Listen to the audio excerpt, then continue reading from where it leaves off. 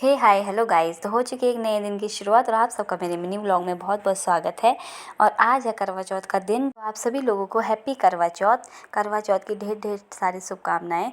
और उसके बाद यहाँ पे तैयार हो गई थी मैं गुन को स्कूल छोड़ने के लिए। वैसे तो छुट्टी थी स्कूल की, लेकिन इनका कुछ एनुअल फंक्शन है शायद स्कूल में, तो उसकी प्रैक्टिस के लिए बुला रखा है, डांस प्रैक्टिस के लिए। तो मैं चली गई थी उसको स्कूल छोड़ने। उसके बाद मैं घर आई, थोड़ा सा फूल भी ले आई थी और उसके बाद मैं नहा धो के हो गई थी तैयार। तैयार तो क्या होना है, मैंने सिर्फ चूड़े डाले थे और ये इयररिंग्स थे मेरे और 2 अंगूठी थी। बाकी जेवर तो मैं क्योंकि गांव से लाई नहीं हूँ, गांव में ये सारे जेवर, तो मैंने कहा ऐसे ही हल्का फुल्का सा तैयार होके। ज़्यादा मेरे को पसंद भी नहीं है वैसे भी करना, वैसे नॉर्मली ठीक रहता है।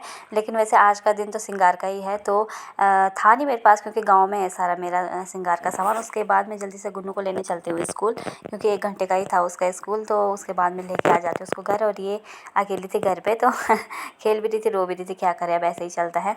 उसके बाद यहाँ पे सारा ऐसे ही फैला रखा था। मैंने कहा मैं फटफट से पहले पूजा की तैयारी कर लेती हूँ, क्योंकि 9 बजे 10 बजे तक उसका स्कूल था। वो 10 बजे के बाद मैंने पूजा करी और उसके बाद मैंने फटाफट से यहाँ पे पूरा मंदिर लगाया, सब कुछ सजाया और गुन्नू को भी बिठाया अपने साथ। और ये छोटी को भी बिठा रखा था। मैंने कहा रहेगी, लेकिन नहीं रही है, तो मैंने कहा पहले मैं इसको सुला देती हूँ, फिर ही पूजा करूँगी। फिर मैंने इसको जैसे तैसे सुलाई दिया और सोती नहीं है गाइस, थोड़ी देर सोएगी फिर सोती नहीं है, इसका पंगा है। उसके बाद हमने कहा चलो पूजा कर लेते हैं फटफट से, जब तक बुल्ली सो रखी है। तो मैंने और गुन्नू ने जल्दी से पूजा करी, जो भी मतलब जैसे भी पूजा होती है, जैसे मैंने फर्स्ट बोलते हैं जैसे फर्स्ट करवा चौथ में करी हो वैसे ही करते हैं।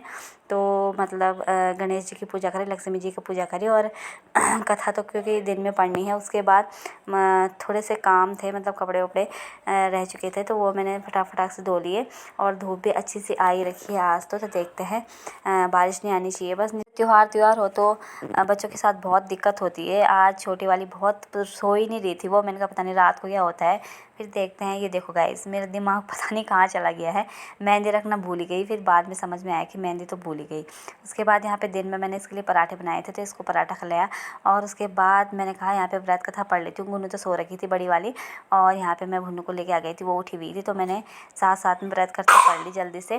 4 बजे से पहले पहले पढ़ ली थी मैंने। उसके बाद 4 बजे के बाद मैंने कहा ये सो जाएगी तो मैं जल चलाने के लिए आ जाऊँगी।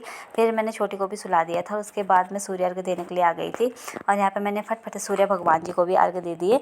और यहाँ पे मैं बैठ गई थी क्योंकि हवा चल रही थी, तो वहाँ से धूप जल नहीं रही थी। उसके बाद धूप वूप जलाई, फिर चावल वावल चढ़ाए, फूल वूल चढ़ाए सूर्य भगवान जी को, फिर जल चढ़ाया।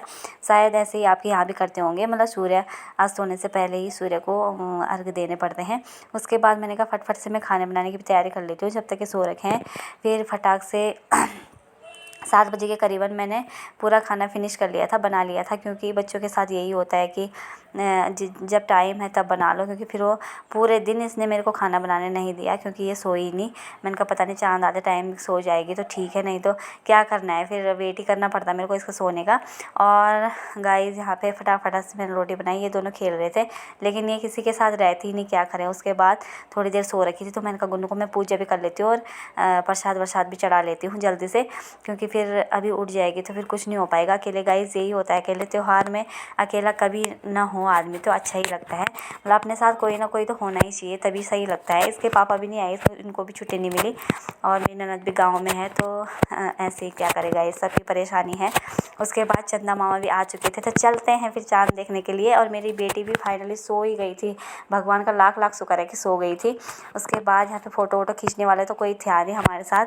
उसके बाद ऐसे ही मैंने थोड़ी सी वीडियो बनाई और ऐसे ही स्क्रीनशॉट लिया था। उसके बाद खाना पीना खाते हैं गाइस। आज 9 बजे के बाद मैंने चाँद देखा, वैसे 8 बजे के 8:30 बजे के बाद आ गया था। तो thank you so much guys, मिलते हैं कल। Thank you so much.